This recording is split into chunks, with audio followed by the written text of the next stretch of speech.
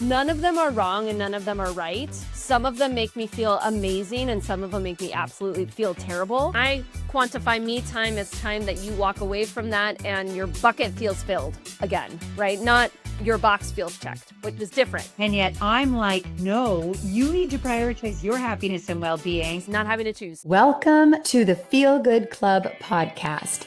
This is the place where ambitious working moms learn how to elevate their well-being, increase success in all areas, and create a positive, aligned life. Whether you're here to hear expert interviews or inspiring talks, this is your space to learn and grow. I'm Tia Graham, keynote and TED speaker, best-selling author, and founder of the Feel Good Club community for high-achieving moms. I am an expert in the science of happiness. This show is here to help you feel grounded, happier, and connected to yourself and others. I know you are going to love it. Thank you for being here.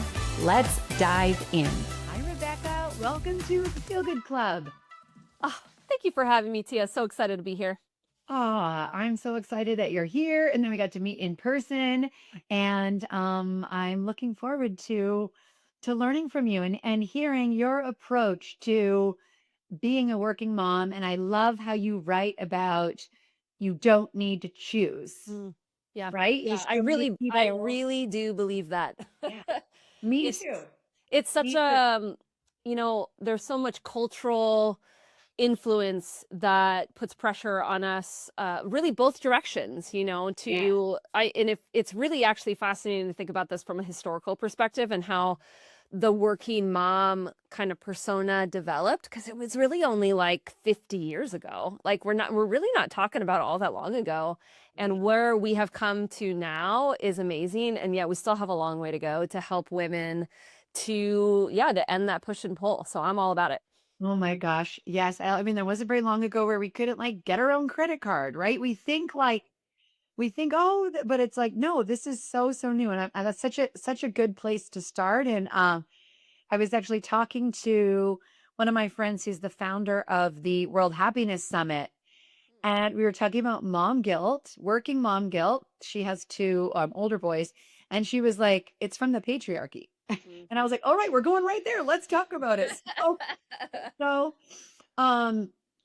from your experience and your perspective and research and all the work that you've done, what do you think is the first step if there is a working mom who is feeling that pull from both those roles, right? The professional role and the mom role, but either of these can be full-time, right? Yeah. And they're feeling like this tug and this unease and anxiety. In my case, so much mom guilt, especially when I'm at my corporate job. Where do people start when they're not feeling the ease and I just want to say that they're not feeling okay? Yeah. I think it all starts at your current definition of success. I think that's actually the starting point, because prior to having kids, success was very singularly focused. Yeah. It was focused on your career, generally speaking. And, it was the go to a good school, get a good job, work your way up, make good money, and so forth.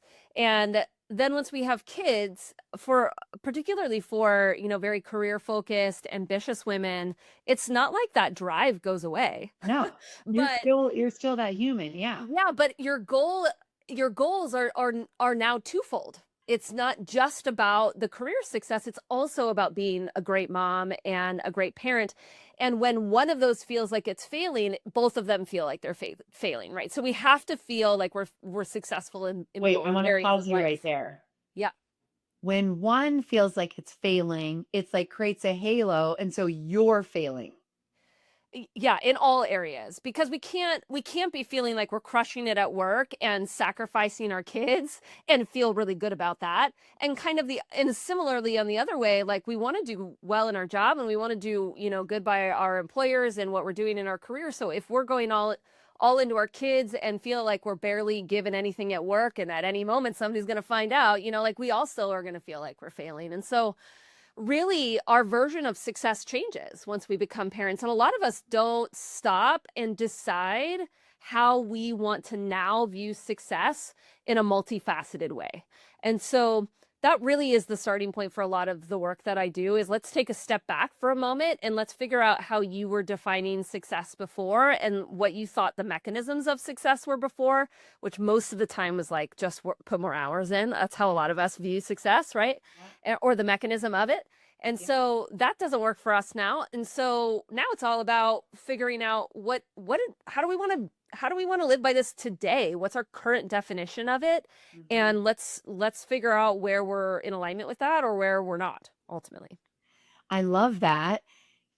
And I think what is also valuable is taking the time. And I certainly didn't. I was like right back into like, corporate life.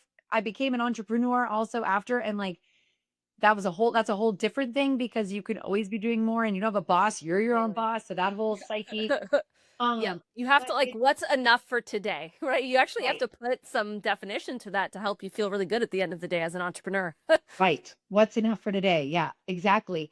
And so what I'm hearing though is part of the process is untangling or detaching from society's version of success or, of course, there's all social media, and cultural and family. There's all of these things that we have as ideals that is success. And it's really saying, what is it for you? Yeah. And is it also because I research and talk and write and speak on happiness. Is it also in your process, in your experience, in addition to what do I want success to be? Is it also about what's going to help my well-being? What's going to help me be happy with these two big areas of my life? I mean, certainly that can come into it. I mean, I think a definition can look like all sorts of things when we kind of boil it down to like a sentence or two, which is what I try to help my clients get down to. I mean, for me, success, that's much more holistic way of looking at it, is that I am making decisions that feel aligned with my values, goals, and priorities. That's it. So that I would say that at work, I would say that at home, it kind of encompasses everything. And so it's not values, like goals and priorities. Yeah, which there's a lot of crossover between those things, but ultimately that's if I am living intentionally by those things, which means one, I know what they are, two, they're conscious enough that I think about them on a somewhat regular basis, and three, they're part of my active decision-making matrix so that things ladder up to them. Like that's how I know I'm going to be living into that. And so for me, of course there's a wellness element of that. There is, and that usually falls into the priorities element, is thinking through what my priorities are. Longevity of life on some levels a priority to me, really being able to be around and active with my grandbaby should those ever happen. That's important to me. And so, yeah, my decisions today should be laddering up to some of those priorities. That's how I know that I'm living. I can get to the end of my life and look back and say, yeah, I did it all the way I wanted to. I feel successful. I feel good about all of my choices. And for a woman who has been a high achiever, driven, type A, perfectionist, etc. Mm-hmm. How yes, all those things I am. Right, same. Are you also? I was talking to someone earlier. I also an eldest daughter, so there's like all that too. Mm. I think, and this is my experience as well. I think for people like me, us, it can be hard and challenging to, I don't know if bring down is the right word, but change or shift. Expectations. I was going to say like the level of career success Mhm. So that's one, because guess what? You're not, and if you're like me, like you need sleep, you're not going to work 60 hours a week because you're going to spend time with your kids. Yep. I want to ask you about how do you, it's almost like the level of enoughness Yep. potentially comes down, doesn't have to be, but like can. And then on the other part, for someone who maybe had a mom who was not driven career, or has these ideals, how can they feel at peace and settled with, yeah, I'm not with my child 7 hours a day? Right. Right. So talk about both of those. Yeah. So the first one around sort of, maybe downshifting your career a little bit, in particularly in the young stages of motherhood. That is a choice that many women make. Some of them make it because it's what they want, and that's how the motherhood experience they dreamed of, or they came into motherhood, didn't realize they wanted that, and then all of a sudden that's what they want, and then they choose that, love that for Right. them. There's also a pretty large subgroup of women that choose to do that because childcare cost is really expensive, because it feels like that's the most responsible option, not necessarily because it comes from a place of desire. Right. And then of course you have the group that doesn't choose to do that at all and chooses to stay all in. Yeah. So there's kind of a range of why someone, a woman might choose that. My goal is to want to make it a choice for you, right? I want you to feel like you have the choice to live the life that you want to live ultimately at the end of the day, because there isn't a right or wrong to that. But I certainly don't subscribe to the idea that you have to, right? Like if we're really believing that you don't have to choose between work and home, then we have to sort of ultimately believe that you don't have to downshift your career in order to be a great mom, right? And we kind of know that on some level, because if you think about a stay-at-home mom that likely you don't believe that they are a better mom than every other working mom that either. But are you believing sort of that because they're a stay-at-home mom that they're better? Like, there's oftentimes a judgment with the mom that spends more time with their kids is actually, quote, More better time mom. equals better mom. Right. But we also have to translate that into work. More time working doesn't actually make you a better employee. Yes. Doesn't make you, True. it That like doesn't hours actually make you don't more equal successful. results. Correct. Now, we do have a society that tends to reward overworking. Oh yeah. That tends to promote those that work, quote, the hardest, which usually means the most. Yeah. So we have some societal things that have to shift within that. But ultimately, if you have once you come up with your definition of success, the question now is how do you make that happen in the time that you have? Like, let's assume that it's possible, and let's work our way backwards from that. That just becomes the problem to solve for, instead of believing, well, that I can't attain that unless I pull back over here. That's my only option. If you believe that's your only option, then that's going to be your only option, versus saying, no, there has to be some equation here that works where I get to have both in the way that I want, within the version of success that I want. So how do I make that happen? What would have to happen? And that, when we force ourselves to think within containers like that, we come up with a lot of different ideas. I usually will pose those types of questions to my clients, and I'll hear, well, I think I would have to, just be a lot more ruthless with my time. Yes, you would. Wouldn't you? Tell me more about what you'd have to do with your time. Don't go to the annoying meetings where there's no value. I know. It's like, okay, so now let's talk about all the hard things you're actually not doing in order to live into the version of success that you want, because that's going to be your mechanism forward. That's the success mechanism, instead of believing more time is your only success mechanism. Let's take a quick pause for something that can really support you. If you constantly question if you are good enough as a working mom and desperately want to feel happier, I'd love to invite you to a complimentary discovery call with me. In 45 minutes, we'll get clear on what is out of alignment, what you want your days to feel like, and 2 to 3 simple changes you can make immediately to feel calmer and more confident. It's completely free, and it's a chance for us to connect and see if the Feel Good Club for working moms or one-on-one coaching might support you. To grab a spot, go to tiagraham.com/discovery call. That's tiagraham.com/discovery call, and pick a time that works for you. It's so valuable. And you know, if part of this conditioning and I'm thinking and the cultural is our belief and connection to just time itself, Yeah. right? It's like, It's crazy. and of course, you could have a stay-at-home mom or a working mom who is with their children, yet is causing a ton of harm.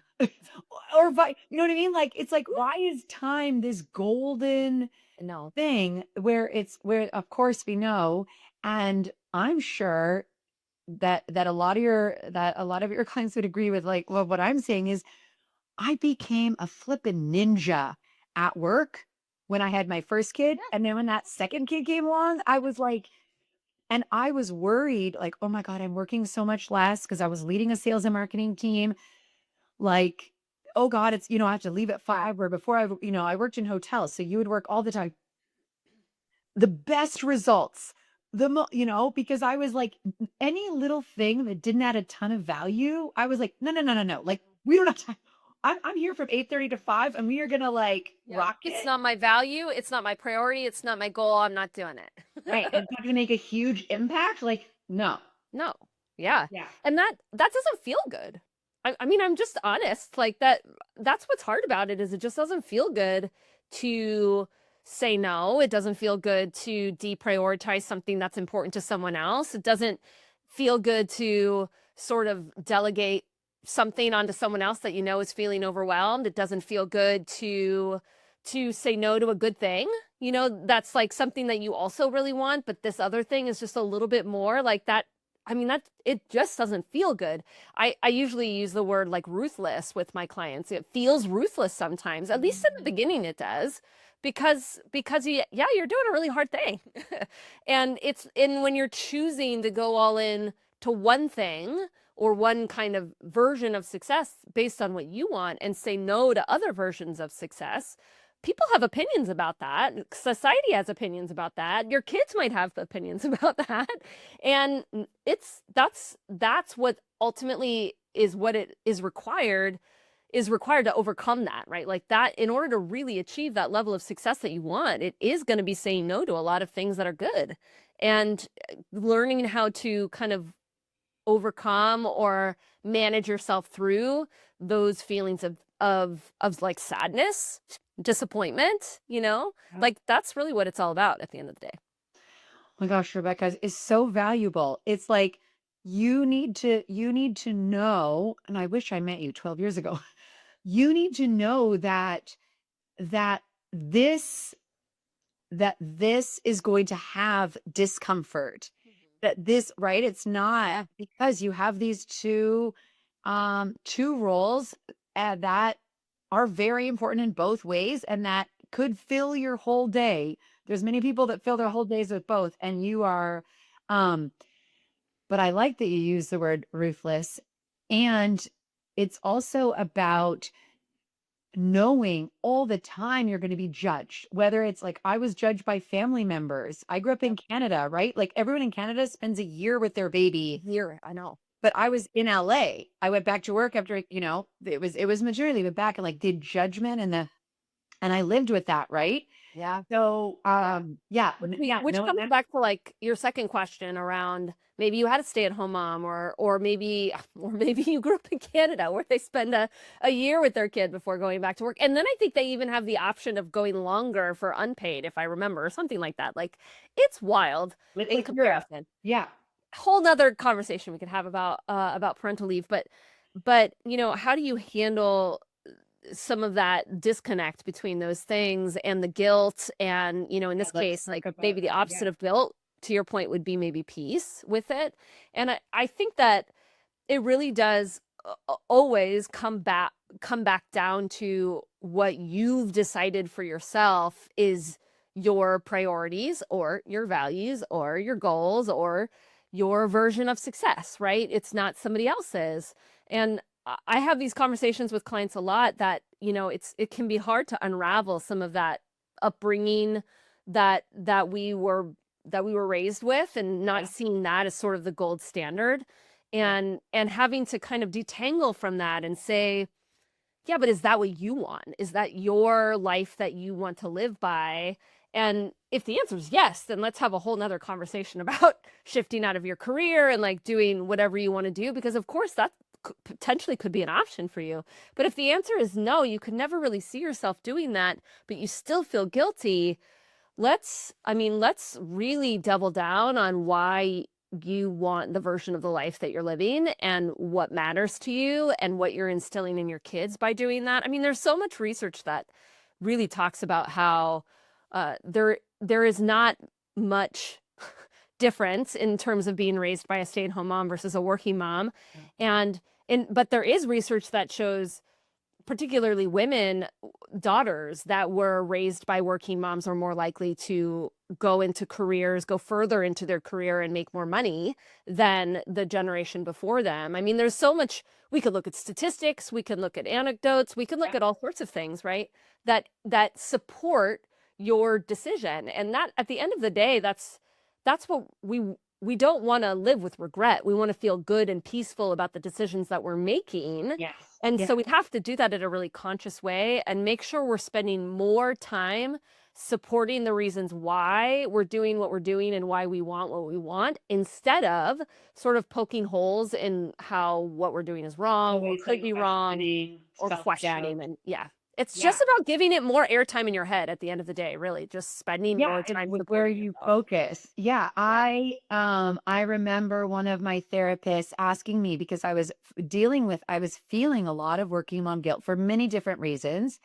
And I have a challenging child. When she was 7, she was diagnosed with a rare disability. So in hindsight, like that, a lot of different things that also contributed. That was like, oh, no wonder I was feeling a little bit more, etc.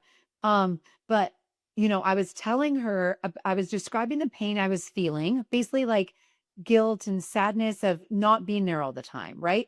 And talking about that. And she was like, okay, great. And she said, okay, close your eyes. Tell me how you would feel if you didn't work.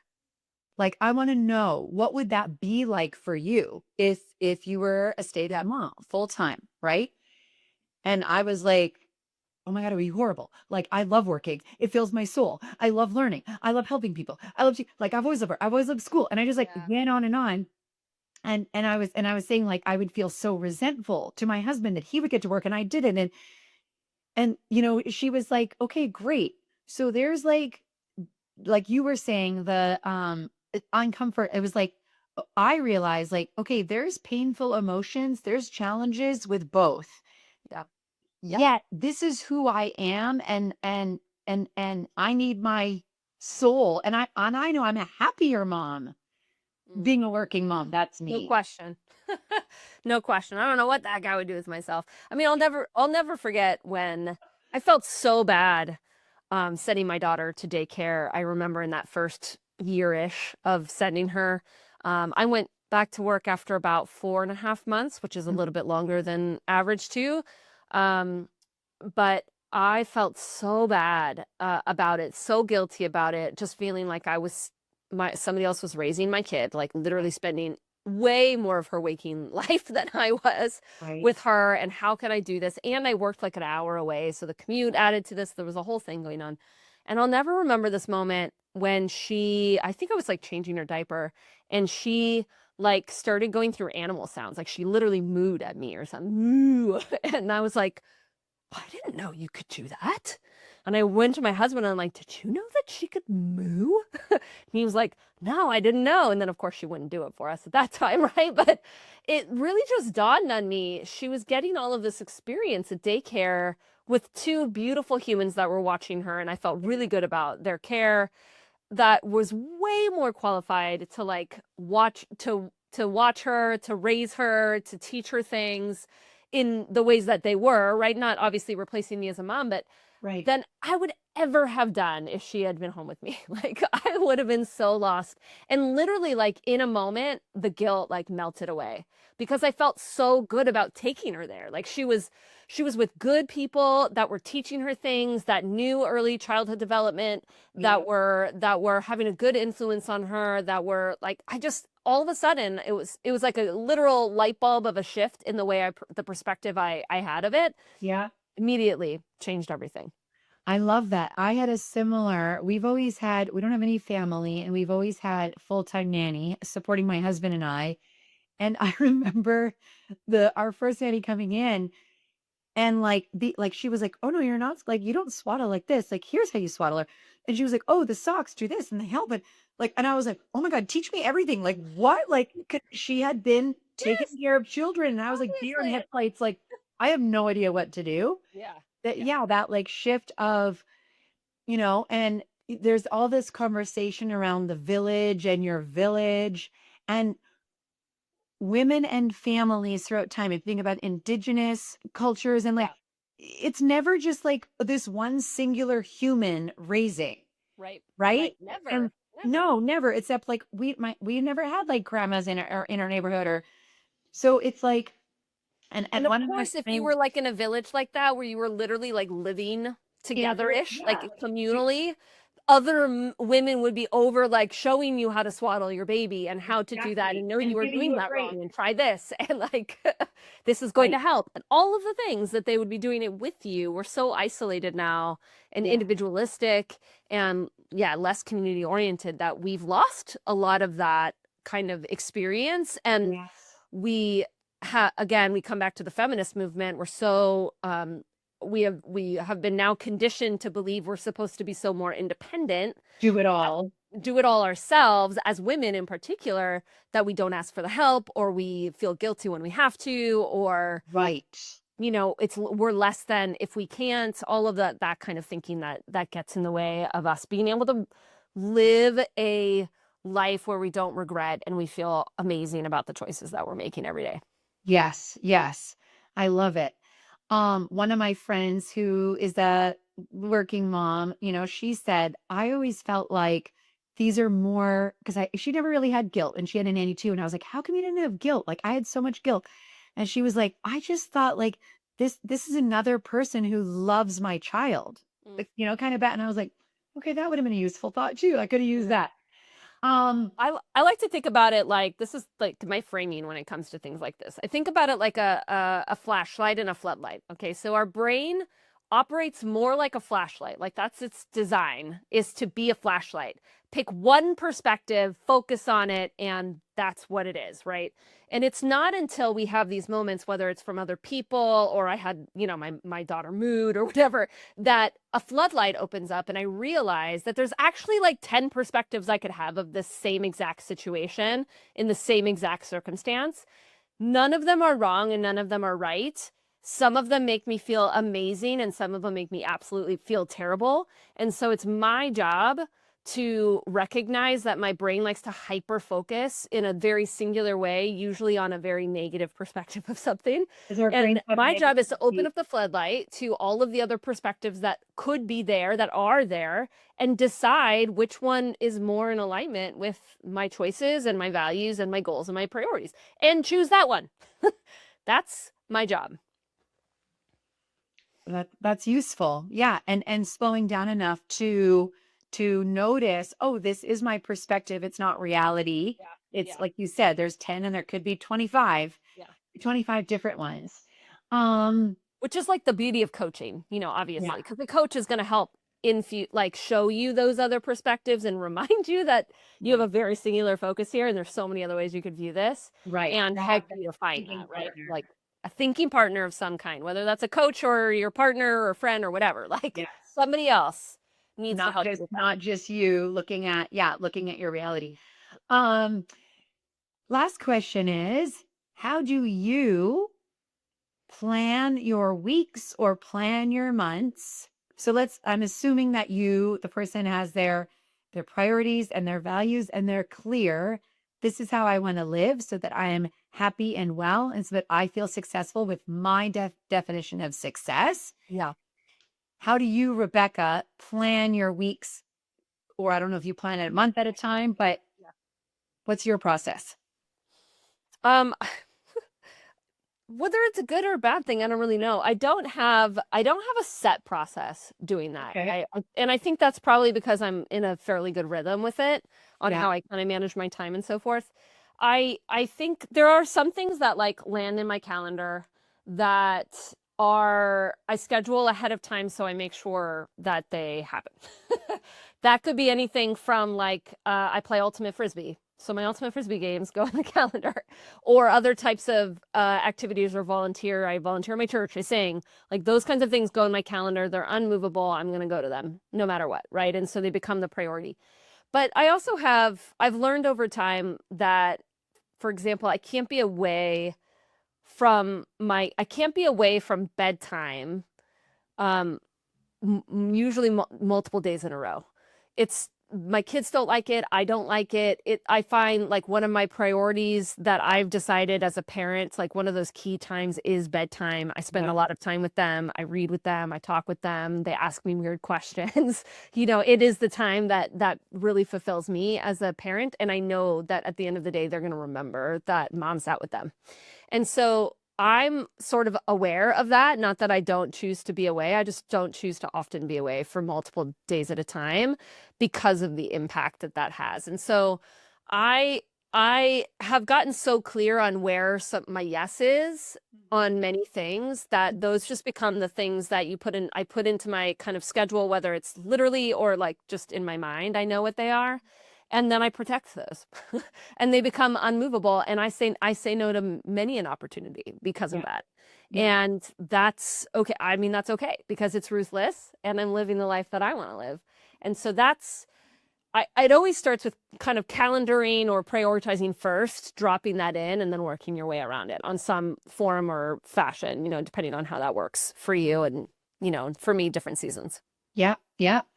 And since I always uh care, and just one of my, purpose and passions is happiness and well-being, I want to also say that it's very easy as an ambitious working mom with young kids to have your whole calendar filled up with work and kids, and then Yeah. you sleep, right? Yeah. And so I love that you talked about frisbee, that you talked about, volunteering, because also I know a lot of working moms that I've talked to and worked with is there is guilt with that, because they're like, oh, I should be working or I should be with my kids. Yep. And yet I'm like, no, you need to prioritize your happiness and well-being. Yeah. Like, you need do yoga, go for a walk, go out with girlfriends, do date night, read a book. Like, what are the things that make you feel good?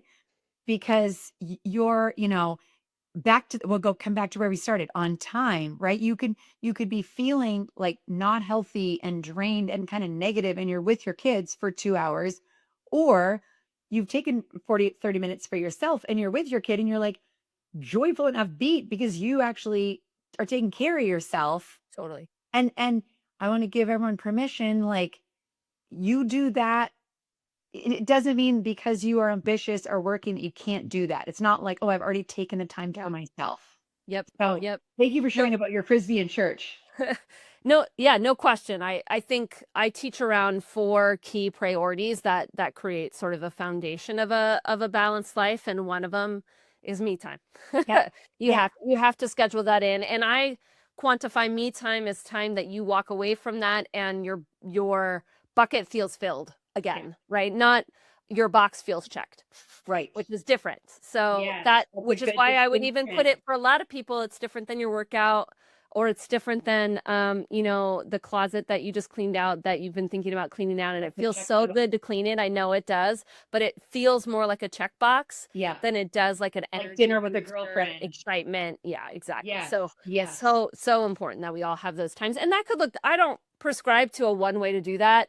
Could, maybe you're somebody that needs 15 minutes a day. Maybe you're just somebody that needs once a week, or maybe you need, a full day a month. It doesn't really matter. You get to decide for you, but Right. they're definitely, if I don't see in your calendar time like that in there protected, then I know that your rhythms are not going to be sustainable. Yeah. You're not going to be sustainable.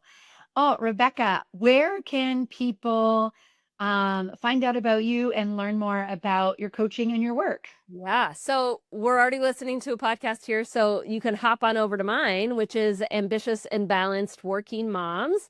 You can find that wherever you listen to podcasts. It's a great way to hear more strategies and get more support around specifically sustainable work-life balance and being a very career-driven mom and wanting to be a great parent. That's what it's all about. Not having to choose. So it's probably the easiest way, but I'm also really active on LinkedIn. I would love to say hi, make a connection to me on LinkedIn. You'll find me there, both under my name, under my podcast, all of the things. And you can get my newsletter there. That's probably the easiest way. Perfect. Well, thank you so much for coming on the show. Oh my gosh, such a delight. Thank you for having me. Thank you for joining me on the Feel Good Club show. I hope today's episode left you feeling inspired and equipped to take on your day with confidence, self-love, and joy. If you enjoyed this episode, please subscribe, leave a review, and share it with your fellow ambitious working moms. Remember, you are not alone on this journey. We're all here to support each other in feeling good and living our best lives. Until next time, take care and be hopeful. And remember, prioritize your happiness.